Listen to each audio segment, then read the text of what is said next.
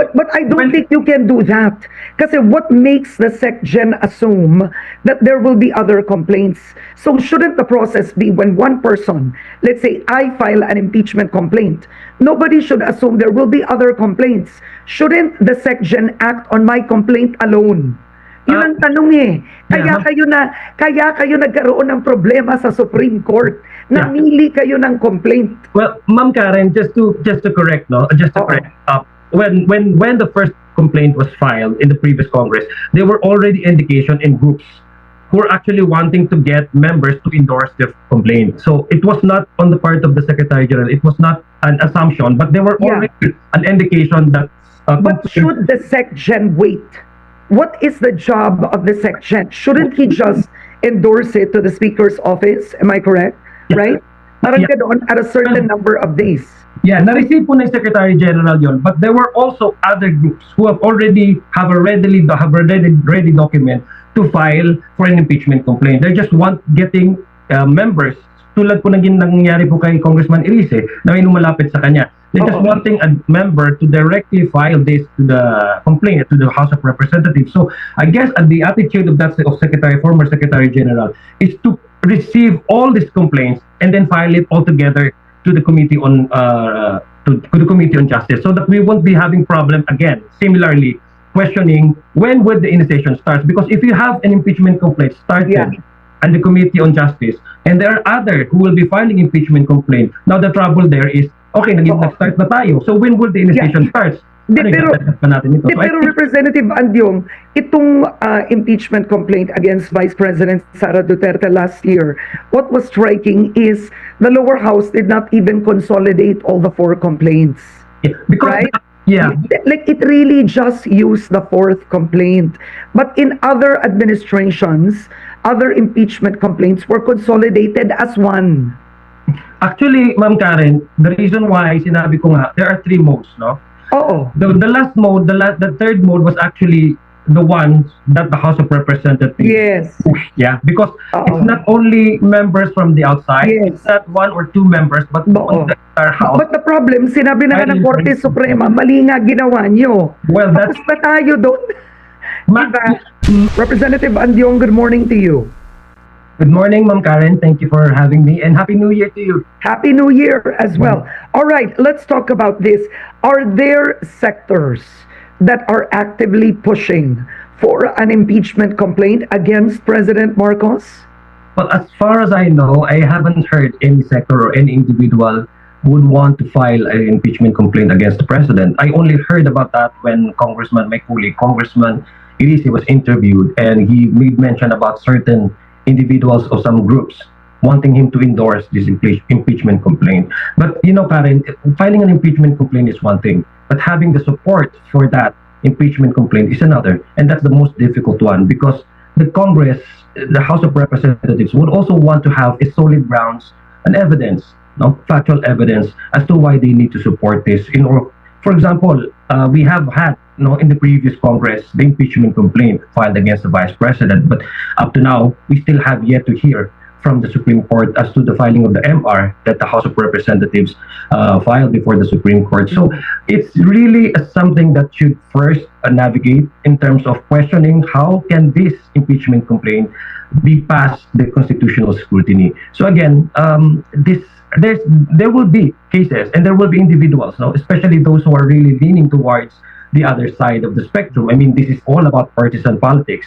So instead of creating political noise, because I guess these are all political noise, because we haven't heard officially, formally, any organizations came out saying that they will file an impeachment complaint. So it should be based on factual evidences, exact violations that were committed by the sitting president. So other than that, no, I haven't heard, I haven't met, I haven't seen any impeachment complaint to be filed against the sitting president. But where do you think would even the noise come from?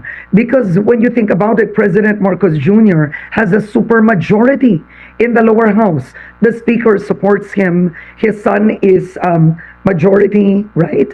And you have a majority of congressmen essentially supporting Malacanang. Saan manggagaling ito? And the minority in the lower house isn't even exactly anti-Marcos per se. Yeah, exactly. Yeah, exactly. But Oo. we have to face it, Karen. No, we're already reached the half term of this current administration. So normally, what we experienced in the past, no, because we're talking about, impeachment is not just legal. It's also about political. No? It's also partisan persuasion. So we already in the second half of this administration. So normally, what we experienced in the past is that during the last 3 years of the current administration, political noise actually started to predominantly take over public discourse. So if you ask me, this could probably one of the things that maybe I don't know, maybe indication of a partisan or political motivated move in order to slow down any attempt of this current administration to run after, for example, those who have been named and those who have been charged with corruption in relation to the current situation that we're facing right now, flood control mess, mismanagement of public funds. So in order to at least try to evade probably or to segue the attention to another angle, I think this is one of the tactics and strategy to slow down the effort of this current administration to run after the corrupt officials whose names were implicated in this mess. Now, are you hearing of a possible impeachment complaint against Vice President Sara Duterte? Well, I already heard about members of the minority. And correct my recollection, no? You can research your data, but I heard one of the members of the minority who was already saying that they are positioning to file for another impeachment complaint against the vice president. So that's just that's as far as I can recall. That's just the statement that I heard from one of the minority members. Now, other the 1 year rule, there's a 1 year rule, no, that bars any individual actually even to file, right, for Congress Yes. to entertain. So there's the 1 year rule, but the 1 year rule already ends in February. But the Yes. Supreme Court has made it more difficult for any public official, right? It's made it in a way harder for Congress just to pass the impeachment to the Senate. What will change given the Supreme Court decision? Well, that's actually the subject of our MR. Remember, Karen, because the procedure, actually, the filing of the verified complaint was actually questioned by the Supreme Court by virtue of a petition filed before the court. No. Yeah. So it covers actually not the merits of the verified complaint, but it actually covers the issue on procedural. That's why we have petitioned the Supreme Court for an MR to specify. Kasi the Constitution is very clear. It's only the exclusive power to initiate the impeachment complaint is the House of Representatives. That also includes the procedure by which the House of Representatives came about with the decision. So there are three modes kasi, Karen. Number one, yung sinasabi nga ni Congressman Erice, some groups have been approaching him to endorse because that's one mode according to the Constitution to file for an impeachment complaint. The other one is a member directly filing for an impeachment complaint. And the third one is if you reach the vote of 1/3 of the total population of the House, you can already pass by the Committee on Justice and then approve that in the House of Representatives, as long as you have more than 1/3 votes of the House of Representatives. But Representative Adyong, we know about the MR. Yeah. So pending pa yon. But based Pending. on the Supreme Court's decision, they've made certain changes. For example, the definition of initiation, how they define due process. Nagbago po yun. So based on the Supreme Court decision, if an impeachment complaint is to be filed against any individual, be it, let's say, President Marcos Jr. or Vice President Sara Duterte, does this mean, based on the decision, that all complaints have first, number one, have to go through the Committee on Justice? Tama?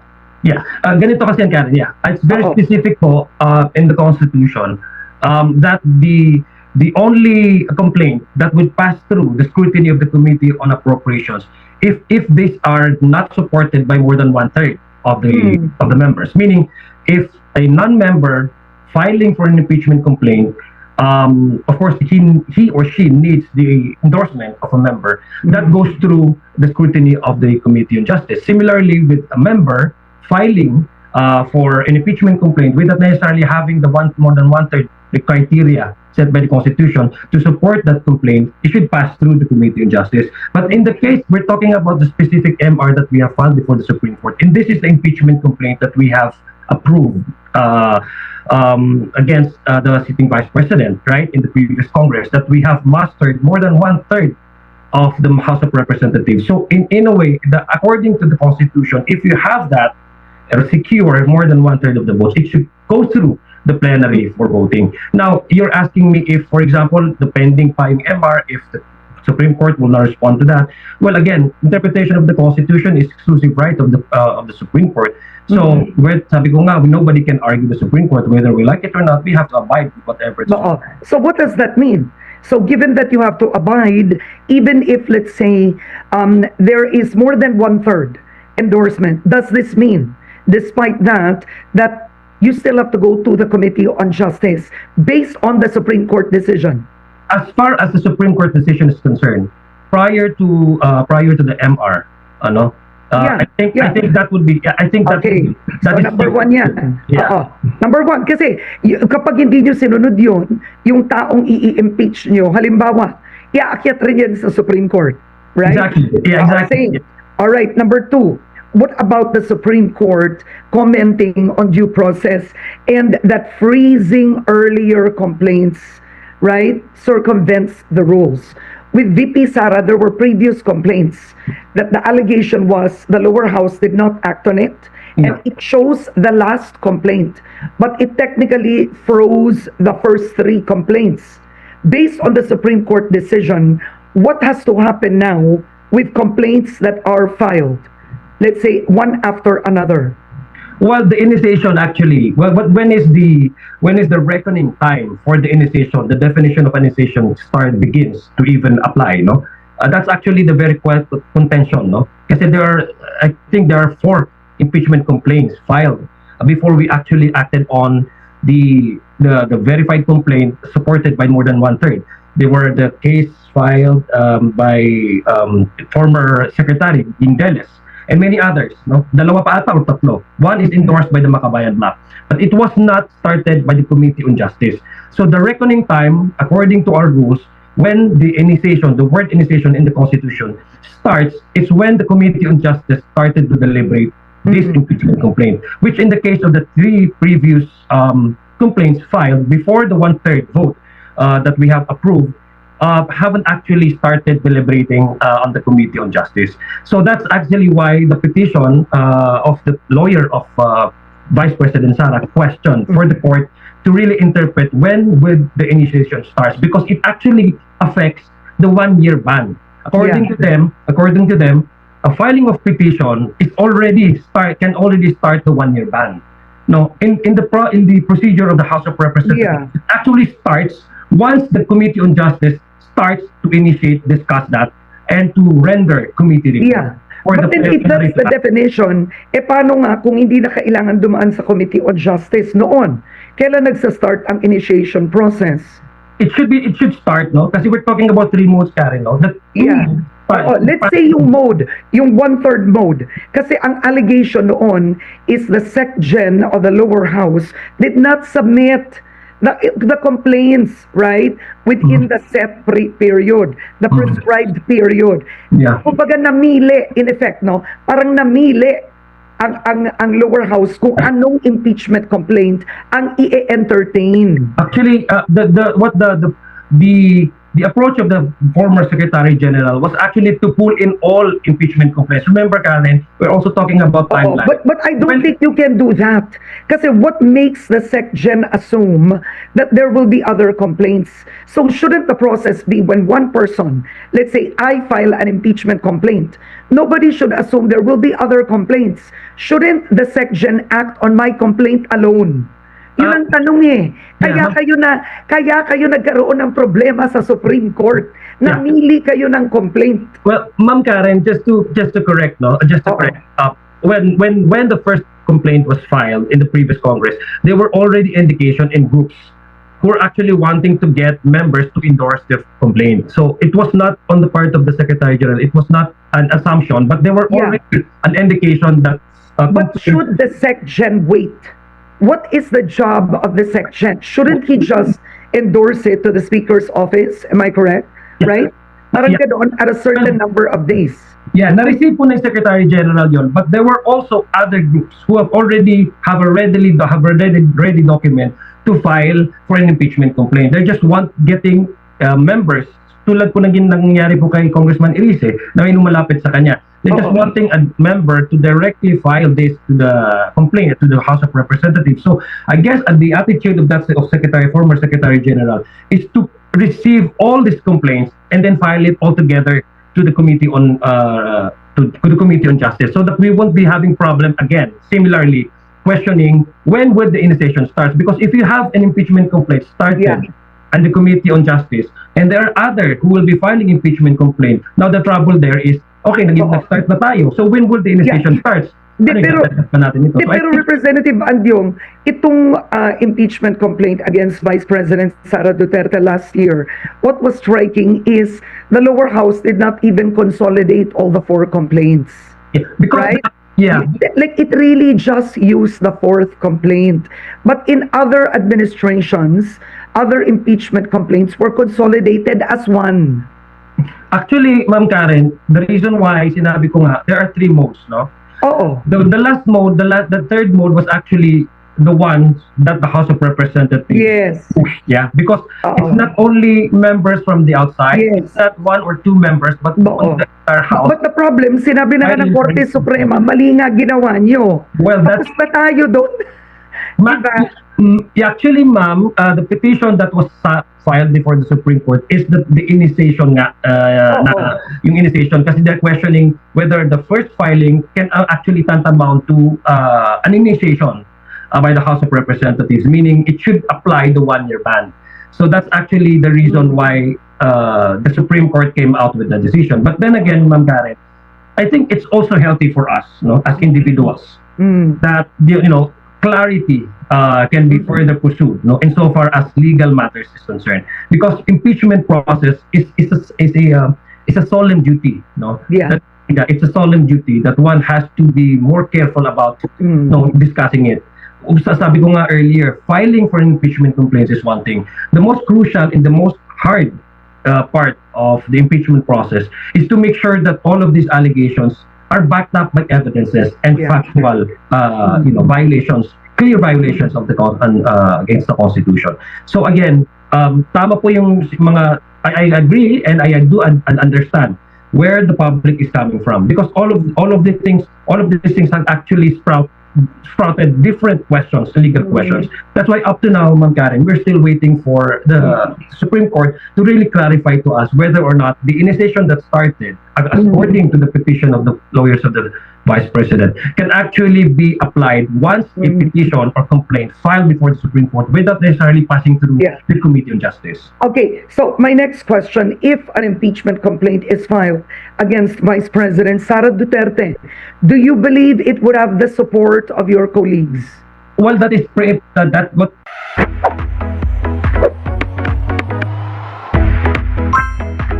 cannot speak for the entire members. Vice President Sara Duterte, do you believe it would have the support of your colleagues? Well, that is that what I cannot speak for the entire members of the House. But what I heard from one of the minority members, who came out during his interview, that probably they would also include the Madriaga testimony. That to me is a new case, no. So I don't know if how the House of Representatives will approach this or to pursue. For example, should there be a second filing of impeachment complaint? So I cannot speak to you and give you direct answer, Ma'am Karen, as of now, because wala pa na-file na impeachment complaint. So let's see kung ano po yung pa-file po ng mga members po ng minority na nagsabing mag-file sila ng second impeachment complaint. Yeah. Now, Senator Amy Marcos has criticized the 2026 budget, and she describes it as a budget that was crafted around the impeachment of the Vice President to ingratiate Malacanang to legislators. That to me is so too far-fetched. Oo, kasi ang taas ng ayuda, ang laki ng ayuda. Ma'am, Ma'am Karen, there are actually new guidelines to cover the implementation of the idea. Remember, they came out with a position, the BICAM, that no intervention from any elected officials in the disbursement and releases of this ayuda. So that is contrary to what the good senator is claiming.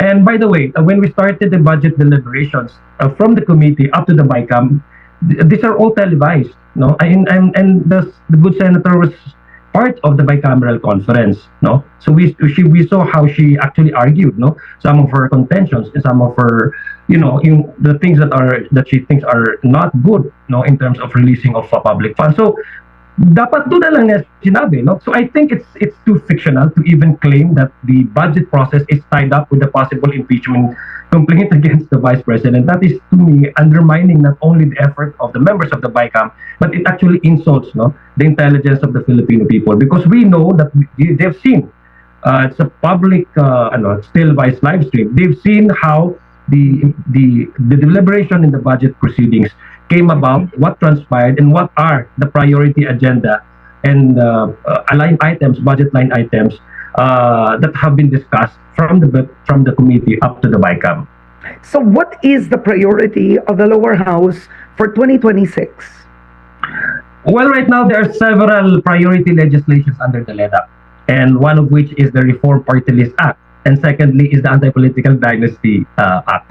So I'm just sharing this to you, Ma'am Karen, as a chairman of this committee. There are several pieces of legislation that may be deemed important for the leadership to tackle. No, so that's going to be the next. But do you trust? I mean, do you trust actually the leadership of this Congress to tackle and prioritize the Political Dynasty Act? The Speaker is in itself in a political dynasty. Sandro Marcos is in a political dynasty.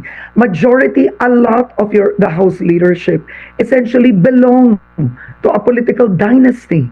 Yeah, we already have a schedule on the initial deliberation of the anti-political dynasty.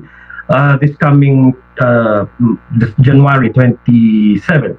We will start deliberating the anti-political dynasty. I think it's time for the House of Representatives, for Congress for that matter, to start discussing about what do we mean by political dynasty, and maybe agree on the working definition of what dynasty is.